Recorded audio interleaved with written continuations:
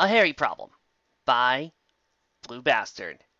Chapter 4 Dreams of Days Gone By.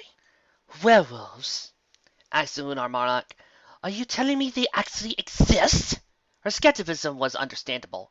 She had not heard of such beasts until after she had returned from the moon. The only time she had even heard the term was when she asked Scootaloo what her costume was during that one nightmare night some time ago. I'm afraid so, Luna. I thought the last of them had been destroyed about a decade ago. But if what is happening here is true, then I fear he may still be out there. Sister, could you please stop dancing around the issue and tell me what I want to know so we can stop wasting time? Right, sorry. It's just that you'll understand once I've explained it. A reassuring nod from Big Mac prompted Celestia to proceed what had to be said. It all started way back before you first took over duty as matriarch of the night. No, no, no, no! Repeated a very irate Celestia to an upstart cornet. We knowest now what thy better saw thee to put thee in such a lofty position within the guard, but even thou wouldst to see the folly in such a request. But, your majesty, dost thou ken of such benefits of a proposition? Asked another pony, Sable Loam, a cornet of the equestrian royal guard, was not a very approachable individual. A coat of dark brown, and his mane a two-tone mix of almost black-green colors. He had been allowed to join the guard, even though he didn't really pass the candidate evaluation, simply because his colors made for good camouflage, more so than a typical invisibility spell. His colors earned him a place as a military scout. But his cutie mark, a red wolf's paw, was what really made him dangerous. His special talent was hunting. There was no game he couldn't catch, no prey that could escape him. Some called him the wolf in a pony's coat, and right now, Celestia was sure that had gone to his head. What? Chasing the steady force of able-bodied stallions into a force of ferocious beasts? The guard does not exist for thou to live out thy delusions of being a true wolf soldier, and it is our belief that thy betters would know the same. I would doubt as such. They claim to the throne is only superior, because thou art blessed with both wings and a horn. Thou hast yet to prove thyself as much of a leader as thy mother, who's preferred to rule by her tail. Know thy place, soldier! Bellowed Celestia in the royal Canterlot voice. Thou shalt not speak ill of your former ruler and our mother. Was it not she who reunited the scattered pony tribes of Wing, Horn, and Earthbacker under one crown, who turned Equestria from a loose confederation to races into the strong realm it is today, who guaranteed all who live within its borders would find harmony? Even now the rest of this world squabbles under petty trifles. Sable had tried to come up with a response, but failed. All he could manage was a growl as he gritted his teeth. Looking up to the princess he was forced to be ruled by, she did not understand. Her mother had been a good ruler, yes, but she had failed to implement the most essential policies that would have made Equestria into a true power, to dominate all other inferior races save the wolf itself, for none could top the hunter. But what made the hunter strong was that it lived and died by the belief only the strong surviving to see tomorrow. The former queen, and now current princess, could not see past the fullest ideal that all are born equal, as well as refusing to recognize all life must earn the right to live from the moment of truth. I must be the one to set things right, thought Sable. This pretender to the throne must be removed.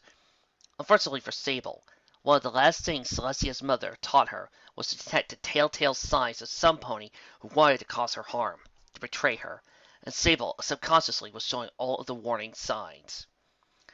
Thou imaginest that we are a feeble ruler, that thee shall claim the throne by violence?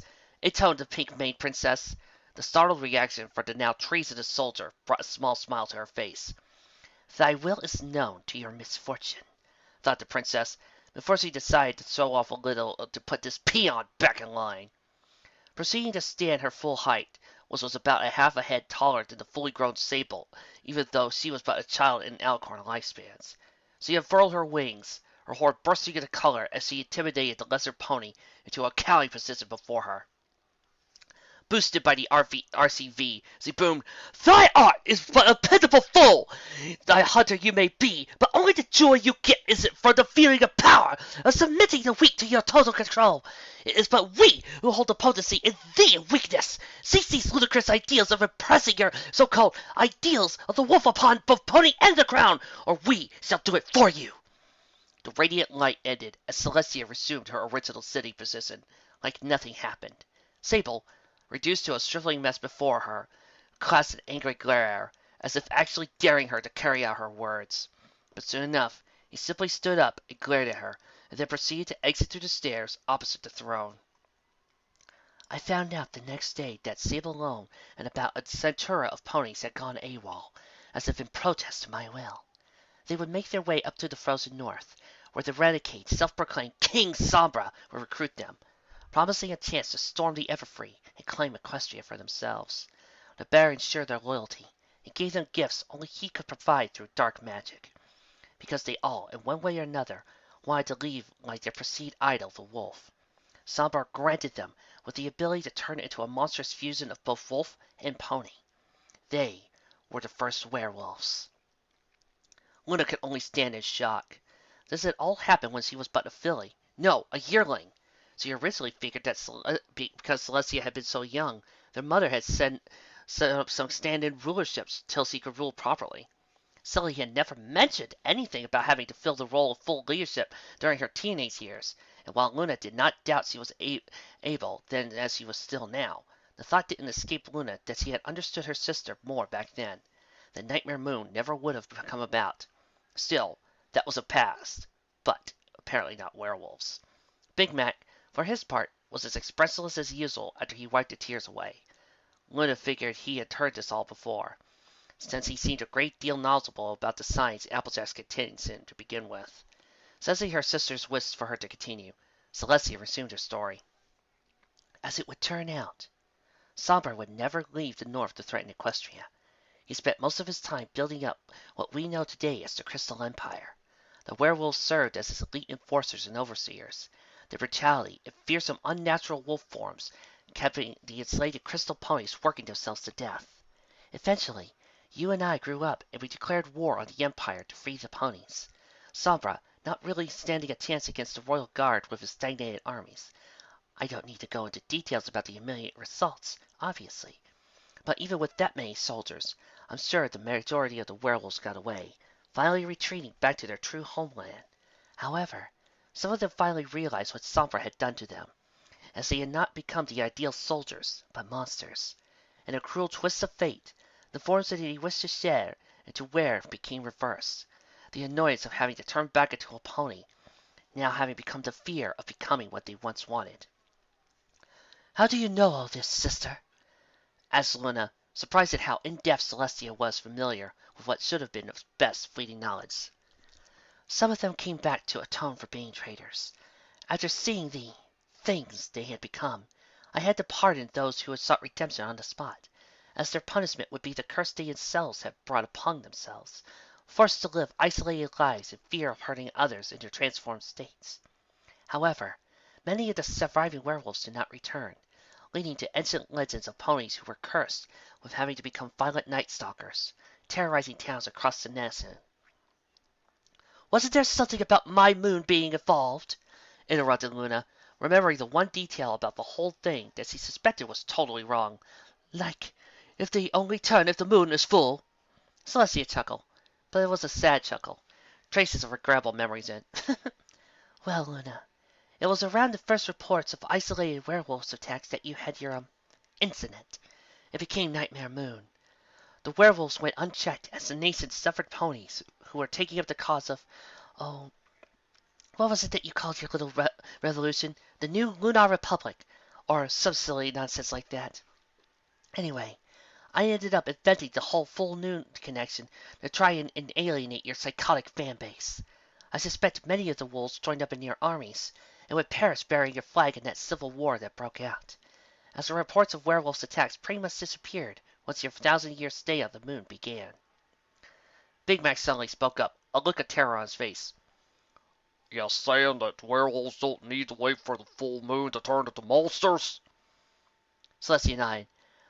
I think they have to transform at least once a month, but otherwise it's a completely voluntary process that can happen at any time, day or night. Unless the afflicted doesn't know about their condition, or is mentally unstable, then they may not even have control over it. This, come to think of it, probably explains a lot of those attacks seemingly being random, and it sometimes even during the day. if I remember the reports correctly. Then Luna had to ask what was most likely the heart-wrenching question possible. Is there not a cure for this? Big Mac immediately turned his head away. He really just didn't want to have to answer that. Celestia couldn't help but pity him. After what had happened with the Apple parents 10 years ago, and now one of his sisters, it had to be taking a toll on him. Luna merely kept quiet as he waited for an answer. It was a tense moment before Celestia opened her mouth to speak. But to her surprise, Big Mac suddenly turned her back around. Holding back the emotions, he sputtered out, what you do is, you don't get back, bit. Cause if you do, the only way out is to die. At that point, the mighty stallion, the one who'd been holding out the family for so long, began to weep for the tragic secret he and Granny had kept away from the younger Apples for so long. Celestia tried over and embraced the sobbing Big Mac, shedding a tear for herself. It didn't need to be voiced, she already knew, but Luna needed confirmation from Celestia. Sis, how long ago was the most recent werewolf attack, before Applejack was hurt?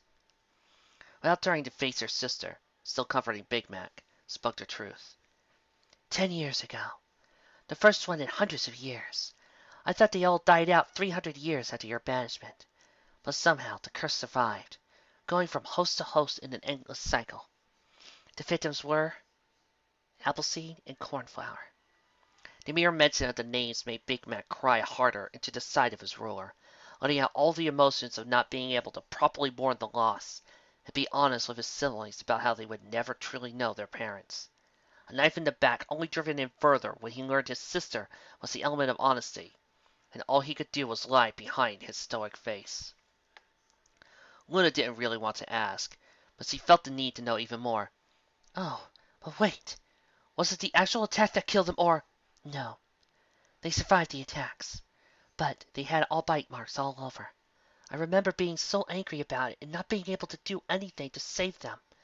I tried to locate where this ancient horror had come from in the Everfree, and when I was sure I found the abomination, I removed the issue by making a crater several acres wide with the biggest magic spell I had. If I couldn't save an innocent couple, then I was going to avenge them. But even that doesn't appear to have ended the curse. The emotion buried in Celestia about the matter was concealed by her motherly appearance, being strong for a stallion that had no choice but to be strong for so long. But surprisingly, Luna brightened up a bit at that response. Sister, what if there's still hope? What if we could still save Applejack? Luna, didn't you hear? There is no way to save her. Try to help her live a normal life now is the only... What about the elements of harmony?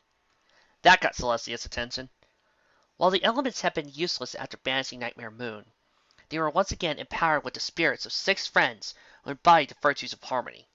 Furthermore, if they could cleanse Luna of the corruptive Nightmare Moon, who had taken over both Luna's body and soul, then this werewolf thing, which could only have been lingering dark magic, wouldn't stand a chance.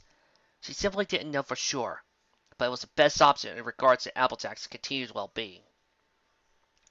Well then, I guess we have some work to do, don't we, Luna? Said Celestia. Her spirits lifted as the outlook for Applejack improved in her head. But that still leaves the question of what to do about the poor girl in the meantime. What do you mean, your majesty? I thought you just kept the elements in some box locked behind a magic door. That's what Applejack said after the whole Discord thing. Inquired Big Mac, also empowered by the prospect of saving his sister from the same grim fate. Luna rolled her eyes.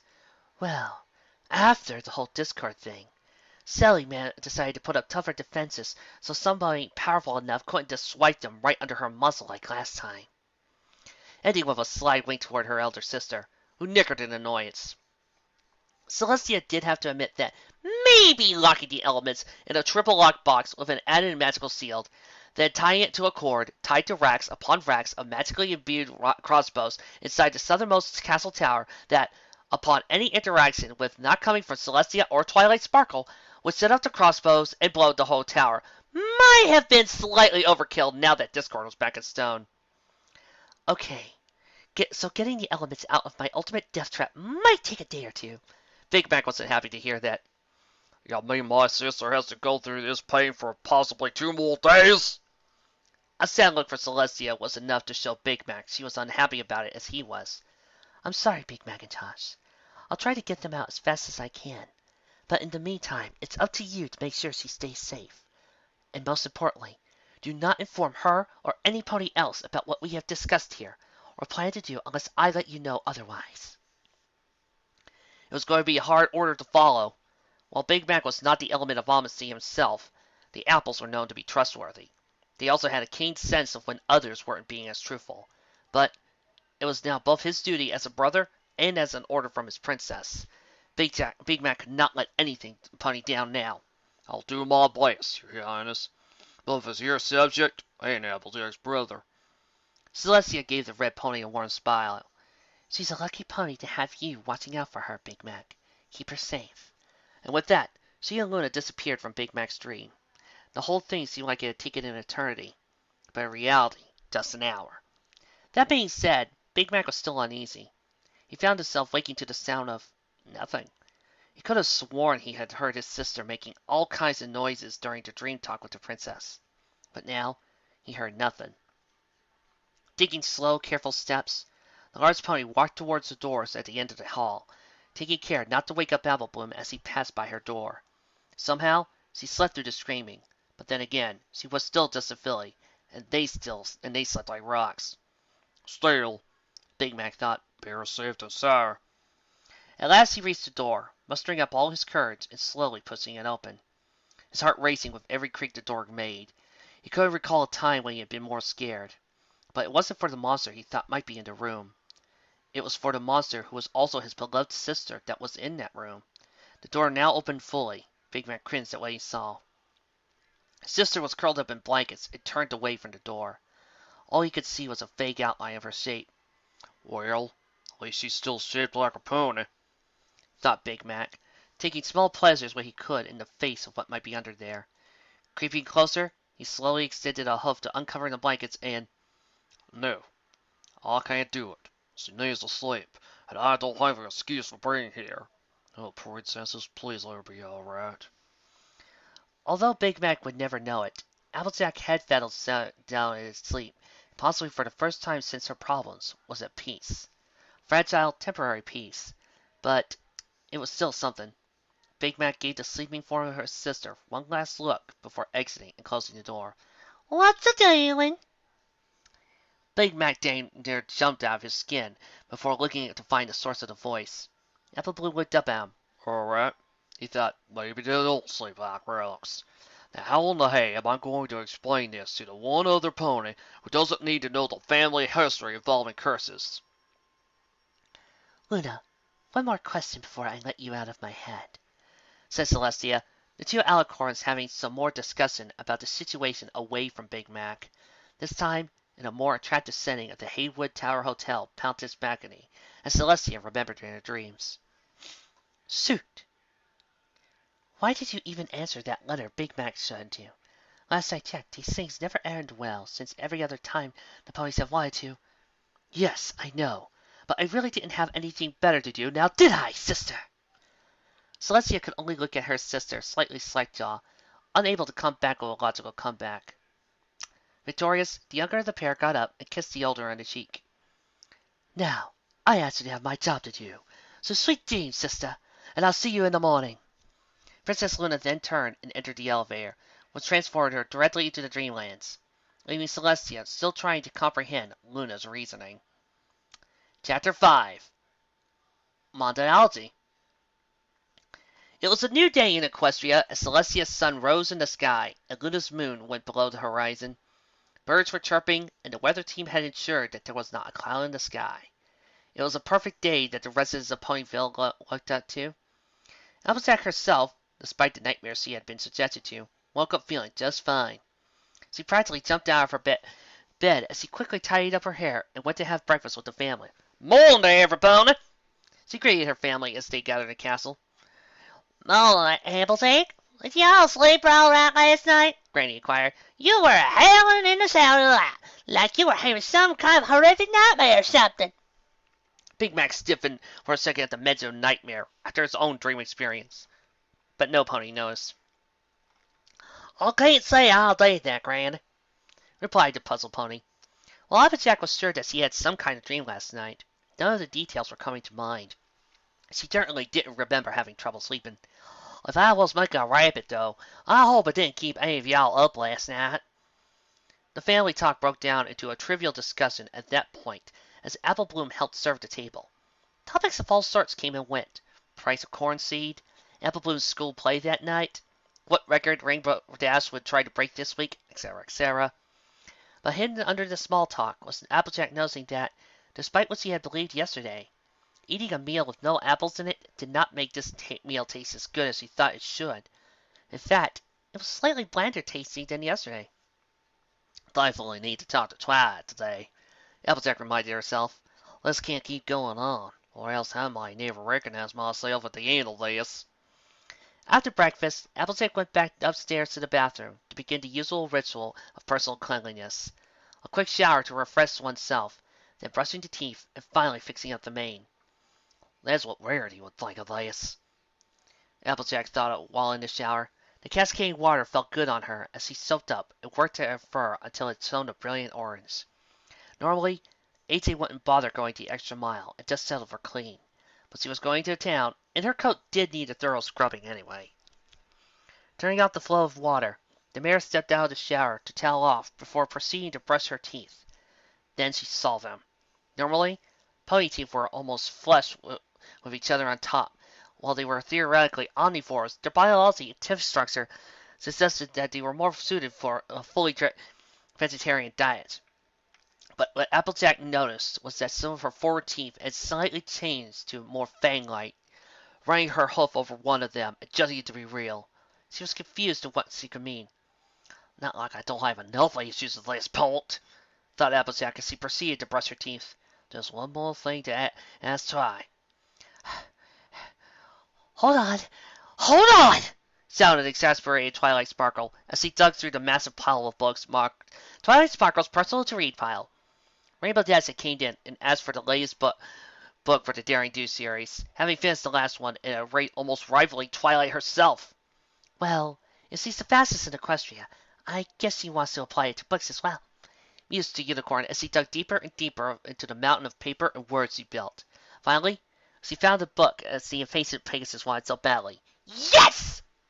Exclaimed Rainbow as she flew over to pull out her friend out of the book fortress. Taking the book, she read off the title, Daring Do and the Philosopher's Legacy. Interesting. I hope it's better than the last one. Sparkle just rolled her eyes at the comment. The previous book, Daring Do and the Crystal Sallow, had fallen well below the standard quality, and the rabid fangirl Rainbow Dash was still going on about it. I mean, come on! The Turians as some kind of forerunner race of aliens that created the early pony civilizations?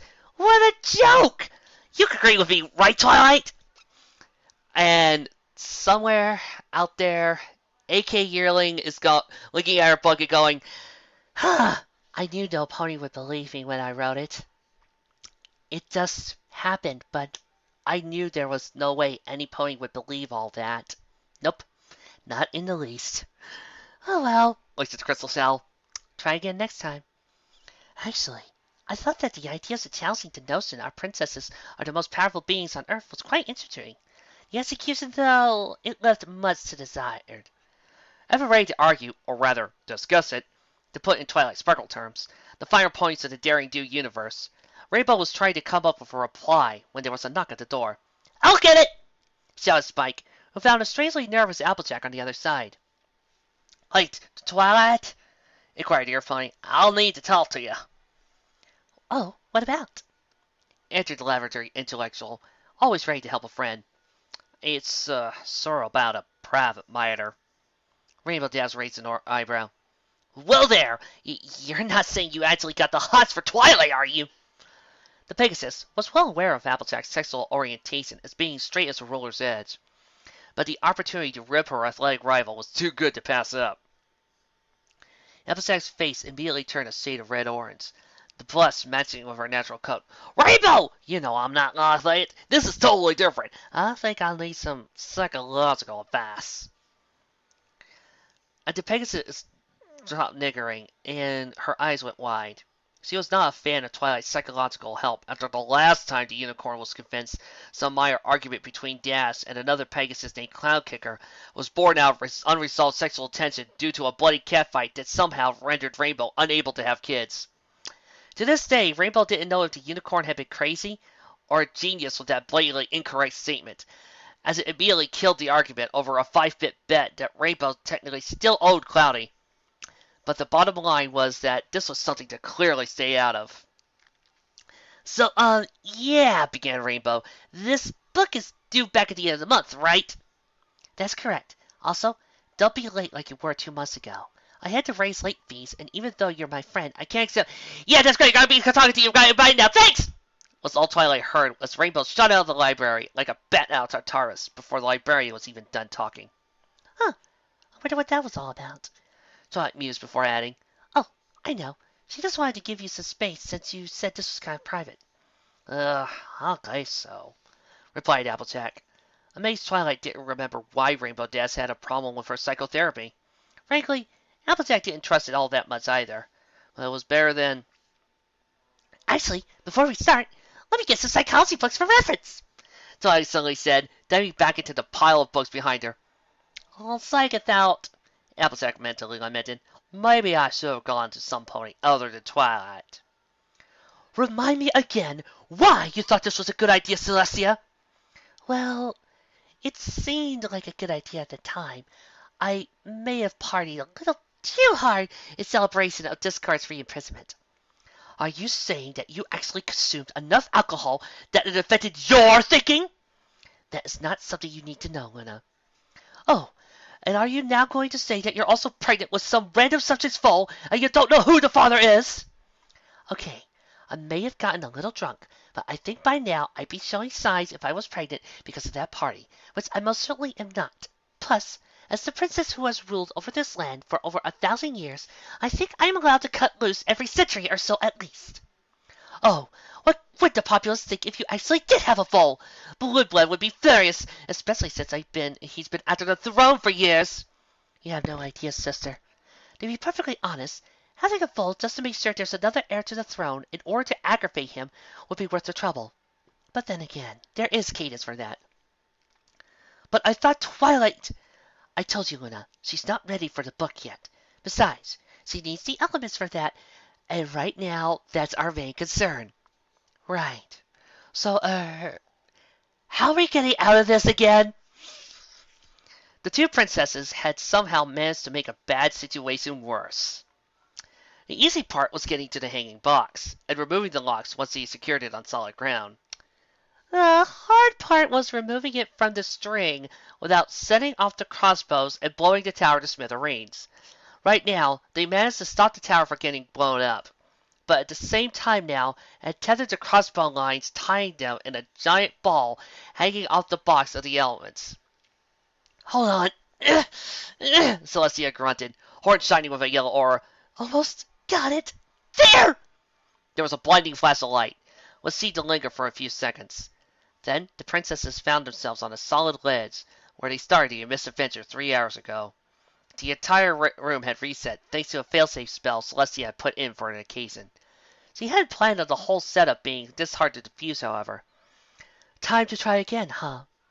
Luna asked, the hesitancy in her voice clear. We don't have much of a choice. I guess this time we should.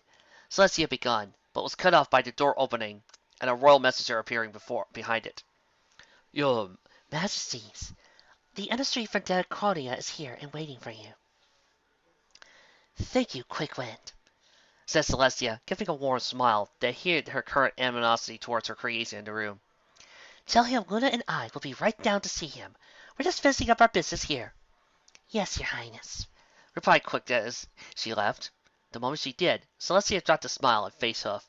She did not like the Draconian emissary, for he was a fat and pompous boor who thought that he was better than the ponies, especially the princesses, even though they controlled the orbit of the sun and moon and pretty much ensured the planet was still habitable for anything bigger than a cockroach.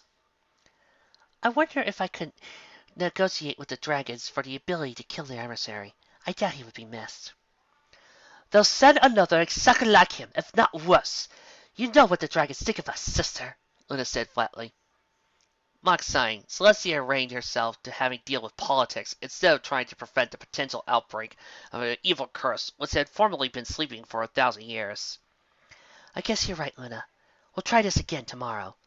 She turned to leave her death trap room, Luna following suit while asking, By the way, Sally, is there more to Twilight supposedly being able to become a crown princess beyond her unrivaled magic ability? Celestia was about to reply with a true answer, but decided to have a little more fun with Luna. Oh, yes. She started, the teeniest bit of a grin starting to appear on her face. She's actually a distant relative of an alicorn bloodline, which is why she's so more powerful. Much more powerful than your daughter, Trixie. Oh, I guess so. What? Luna exclaimed. You're lying. I don't have a daughter. I've been on the moon for 1,000 years. How the hey could I? Celestia was doing everything she could to not burst out laughing. This annoyed Luna. Slipping back into her old RCV dialect, she bellowed, Thou shalt admit we do not have a child!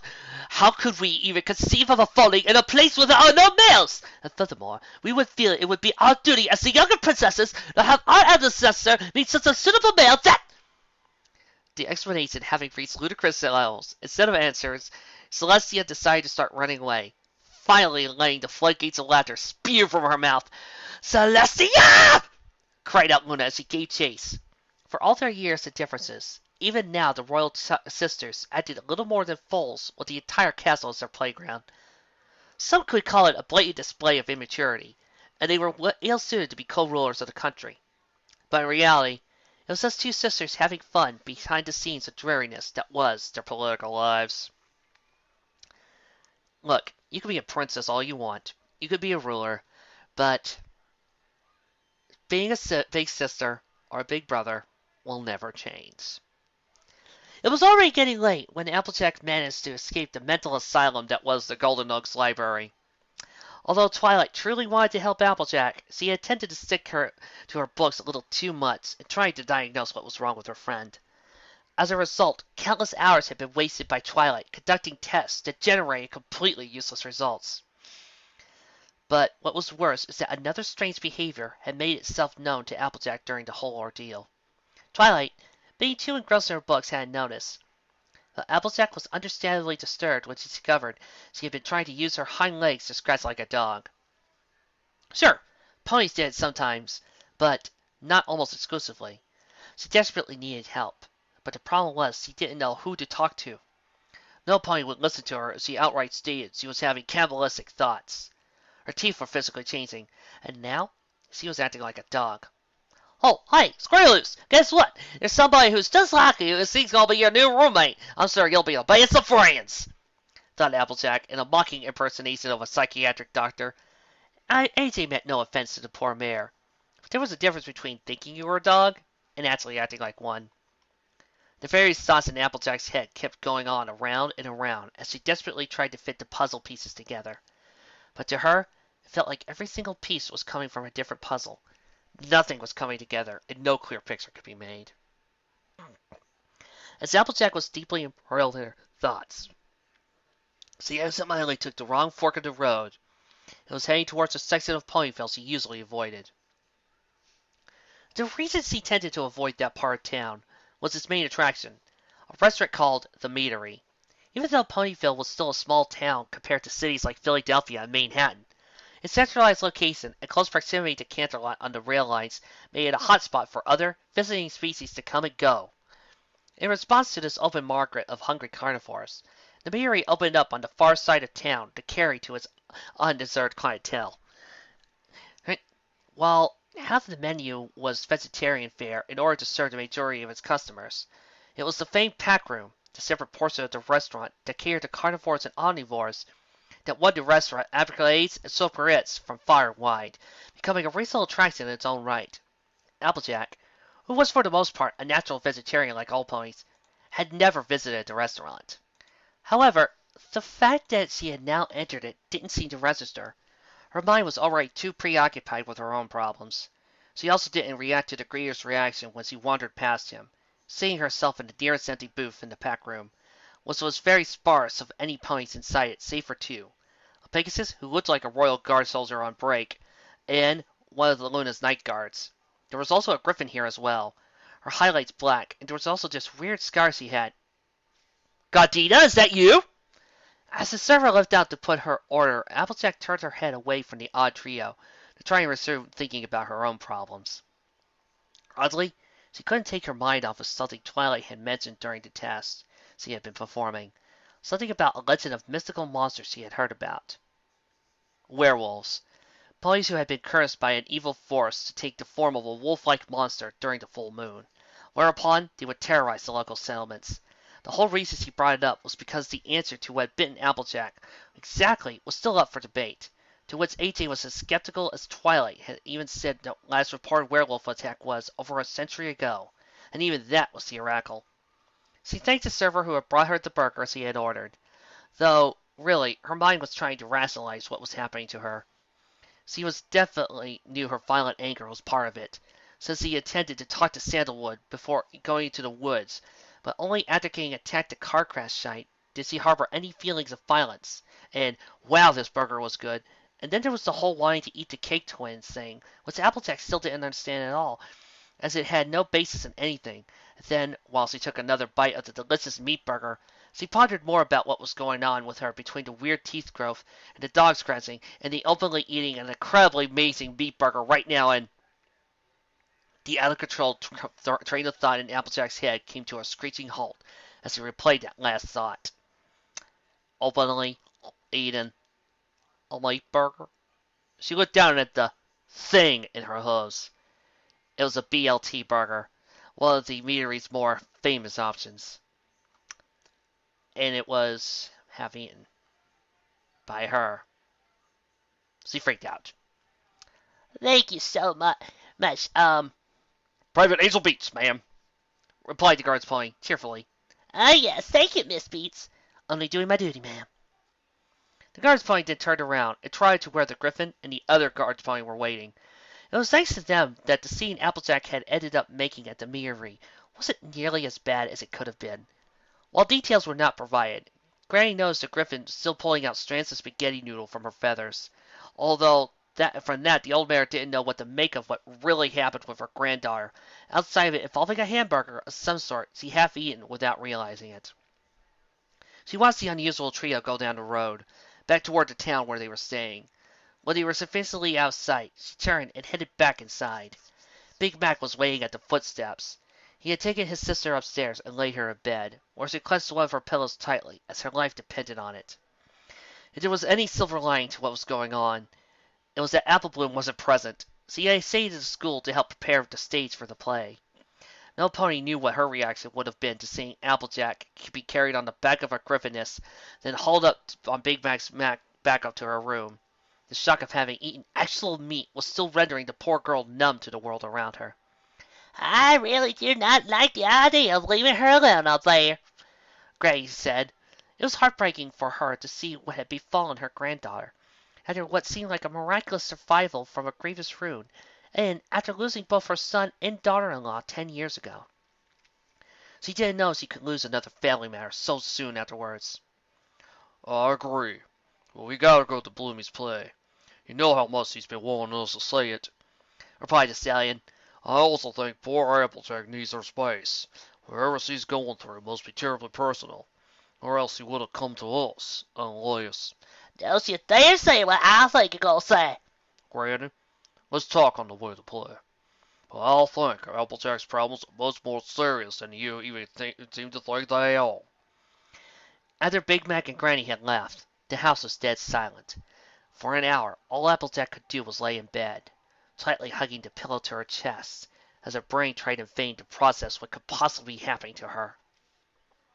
Her anger somehow turning into a hair-trigger violence, the indescribable nightmares, the urge to eat younglings, her teeth somehow becoming more jagged overnight, the constant dog-like scratching, and now the piece de resistance. She had not eaten only half a BLT burger, but she savored it. What's happening to me? The confused mare thought. Why am I acting so differently? Who am I becoming? The moment she started regretting even thinking the question. At first, it was just an itchy feeling on her back, easy enough to scratch. Except scratching it didn't make the feeling go away. Instead, it got larger and larger. Soon she felt itchy all over, and it was just escalating from an annoying itch to an actual pain.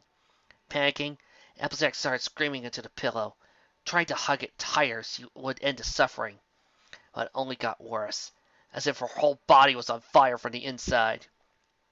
Suddenly, the pain intensified in her head. "Oh, sweet Celestia!" The pony cried out as he tried to try and hold her head with her hooves. She started rolling around, and eventually falling off the bed and onto the floor. But if there had been any pain from the falling, it was masked by her whole body feeling. "I'm burning! I'm burning! I'm burning!" she wailed. Her screams started to turn into sobs as her own body turned against her. She knew no pony could hear her. The family was still at the school play. But that didn't stop her desperate exclamations in the futile hope they were home early and they could do something. The rolling on the floor and pain procedure lasted for another minute before Applejack ended up on her side, unable to control herself, but the convulsions kept on going. Tears flowed freely from her eyes, even as she kept them closed, trying to ride out this pain. "Why?" she desperately asked, no pony in particular in her thoughts. "Why me?" As if in response, the pain suddenly lessened. Not gone completely, but just barely enough that she wasn't appearing to have been electrocuted. But a strange half pain, half something feeling began to develop on her front hooves. She feared what was going on, but regardless, she opened her eyes. Looking at her front hooves, she was horrified to see whatever process that she was going through had now just started. Where the strange feeling was happening on her hooves, little nubs of flesh were rising. AJ couldn't believe it. Her hooves were turning into paws. She began to hyperventilate. Her mind once again reeling at this new development, as it tried to think of anything remotely close to the situation at hand. Then it was punished as the body-wide pain rose up again, sending Applejack into a new set of convulsions as she clamped her eyes shut again and screamed as loud as possible. She somehow felt her ears through her pain as they began to change, though she knew not what into. Her front feet and apparently finished changing just in time for the same sensation to happen to her hind legs, so we end up with two matching pairs of disfigured hooves. All the while she kept on screaming and wailing to no avail, not noticing her sharp intakes of breath beginning to sound slightly raspier with each breath. For Applejack, the pain just seemed to go on without end, her body being contorted into some monstrous shape for reasons she could not begin to fathom. And yet, as quickly as it started, it was finished. The entire process had only taken 15 minutes. But even if Applejack had been thinking clearly enough to realize this, it would have done little to cushion the maddening strew of feelings he was experiencing at that moment. Panting heavily, Applejack eventually felt brave to try moving her limbs. Carefully, she began moving her limbs gingerly, lest any more movement start the whole parade pain again. It was a slow process, but at last Applejack was standing on all four legs. But was she the same Applejack? There was a full body mirror propped up on the other end of the room, a gift from Rarity to try and encourage her farmer friend to be a little more sensible in appearance. Knowing it was inevitable, Applejack began to move toward it. She immediately cringed as her new paws went up and down on the floor. It wasn't in pain, thanks Celestia, but the bottoms of her feet felt really strange, like she was walking on pads of some sort instead of the hard bottom hooves she was accustomed to. At last, she stood before a mirror, looking at the figure who stared right back at her. She was a changed mare, all right. Her bright emerald eyes looked the same for the most part, but she incidentally still resembled an equine. But now her profile looked more like a jagged outline instead of a well-built working pony she had been only moments ago. Her muzzle had extended slightly, becoming more angular like a canine's, but still rounded enough to be reminiscent of what it used to be. Her long-legged canines now more noticeable, and remained visible even with her mouth closed. Her mane was a mess, blonde hair widely rumpled up, and the tie on her ponytail partially obscured by all the growth. Her actual tail was the same story. The ears on her head became more pointed, and slightly higher up on her head. Her fur had grown thicker as well, at least maybe by an inch. Her beloved cutie mark of 3 apples now looking like 3 red blurry dots, their defined shape lost in her now bushy coat. But as he looked down at the new ends of her limbs, the final pieces of the puzzle fell into place. what had once now been hooves had now suddenly become unmistakably canine paws, padded on the palm with small claws at the end of the toes. Looking back at the reflection of the mirror again, she mouthed the answer that explained everything. Werewolf. And I just have to say, thinking about a werewolf Applejack is somehow adorable. She fell back to sit on her haunches, the revelation echoing through her head. Was she even still who she thought she was? Applejack, middle child of the Apple family, element of honesty, the simple farm mire? The thing that looked back at her through the mirror looked like Applejack, but only just. Her gaze turned slowly right, then focused on what was Applejack's greatest treasure, short of her family and friends. A trusty old Stetson cowboy hat, hanging in its usual spot on the rack next to the door. It had originally been her father's before he passed away. She inherited after her misadventures in Manhattan led her back home to the farm, where her family and Cutie Mark awaited her. She never left home without it, her one remaining connection to her parents. Getting up, she walked over to the stand and placed the family heirloom on her head. Then, moving once again in the front of the mirror, she confronted her new form.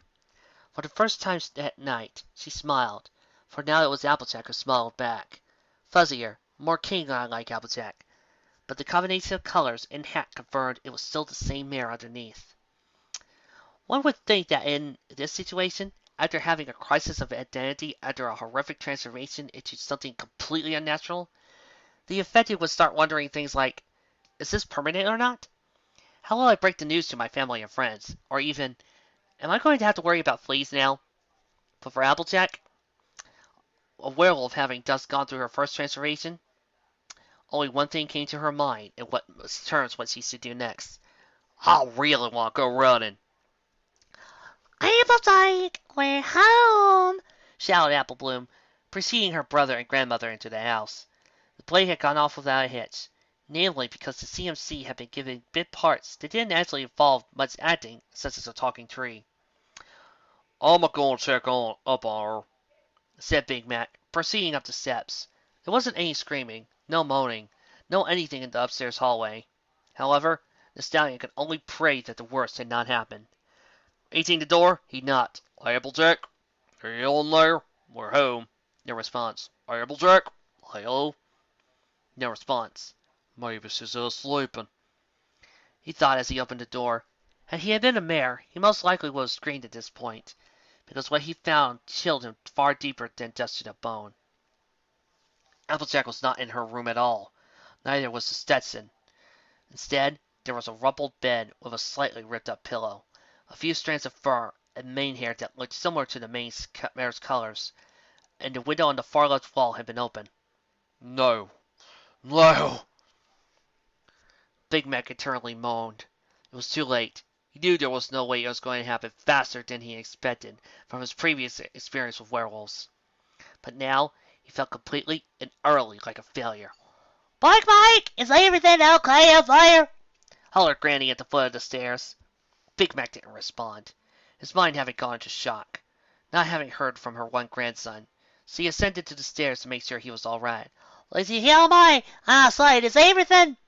Seeing her grandson looking into Applejack's room with an expression of total devastation, she understood what had happened.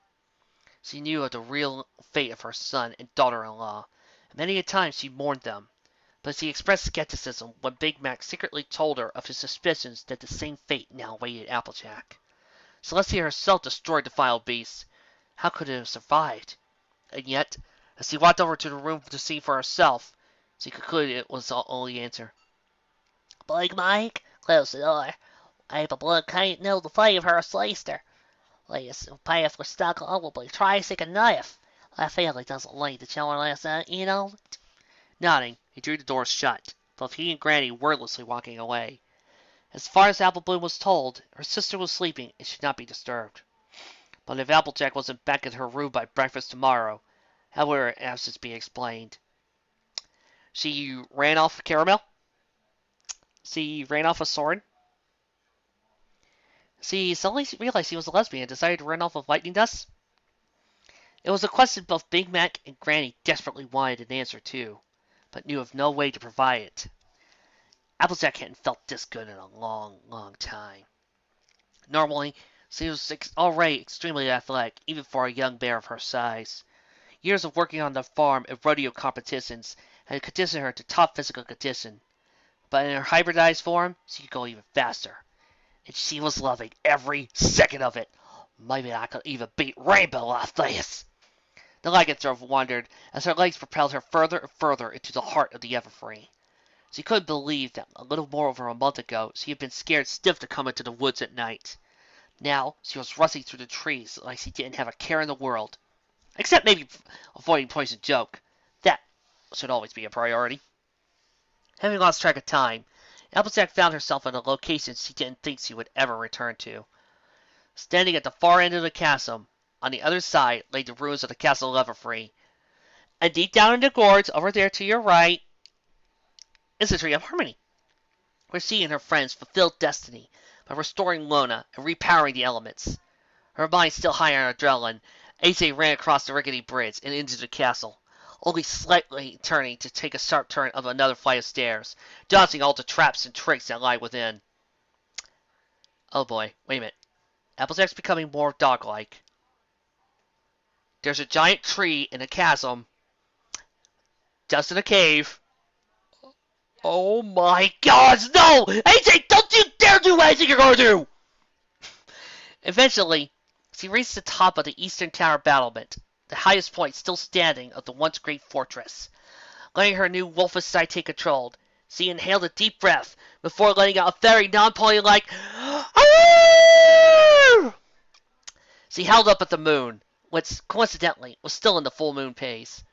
As the transformed pony stood on the battlement, the adrenaline began to subside, and her thoughts became earthbound once more. I'll need to keep the whole carnivore thing on check, thought out AJ, but if I could keep myself in control of this whole werewolf thing, it may not be so bad. Sure, there were some glaring problems if she was to continue living with being a werewolf. Her family would need to know, and friends, since it would be futile to hide the secret from them. She would also want to know exactly what attacked her last night, which she figured was what would turn her into this. She would also want to know what worked out for Applejack in the long run. No pony else would have to be turned into a werepony. Applejack even admitted to herself that, given the choice, she wouldn't want to live like this forever. But she had to make do. After all, if what little she knew about this condition was true, it was incurable. But that doesn't mean I can't enjoy the benefits either, thought the mayor as she looked out upon Everfree, pondering the positive aspects of her new abilities. Luna stood upon the balcony just outside her personal quarters, angrily gazing in the sky as her horn burned a beautiful indigo hue. One of the constellations had gone out of line and was being difficult to fix. Then, out of nowhere, she heard the unmistakable howl of a wolf, which jolted Luna and caused the constellation she was fixing to explode into Morse code that spelled out a very dirty expletive. But Luna paid no attention to her knight as he rushed to the railing, trying to pinpoint the noise. However, that mistake of the constellation has forever insulted the Silurians and the Asari. I hope you're happy, Luna. The howl did not sound again, but after doing the calculations in her head, the Night Princess figured it had echoed off the mountains and had come from somewhere in Everfree. It also sounded suspiciously similar. Oh no. That was when Celestia teleported in, still wearing a sleeping mask and PJs covered in suns and smiley faces. Her expression matched Luna as they wordlessly came to the conclusion that something terrible had happened. We need the elements! Now! Luna cried to her counterpart. Celestia found herself only able to nod before teleporting both her and Luna back to the southern tower. There the elements remained, bait for Celestia's madcap answer to Discord, one-upping her that one time. Luna, remind me once Applejack is back to normal. I'm leaving these damn things in Twilight Sparkle's care the next time I see her! Sister, to be fair, that should have been Plan A. About 3 miles from Everfree, Applejack's howling stirred another from his slumber. Ordinarily, such a disturbance would call for their wrath upon the offender, but instead, the sound only brought a wild, wide, evil grin to the shrouded face. Soon, little one, soon, you'll belong to me and give me all that I want from this wretched world. Stated the dark figure through wicked lips, looking out in direction of the noise. It had taken over a month, But the plan was finally making some progress. It would take it longer for it to reach completion, naturally, as the pieces needed to be set in their final positions. But if there was one thing above all else that had been accounted for, it was patience. Satisfied, the individual settled back down to sleep, for there was much to be done in the morning. Much to be done, indeed.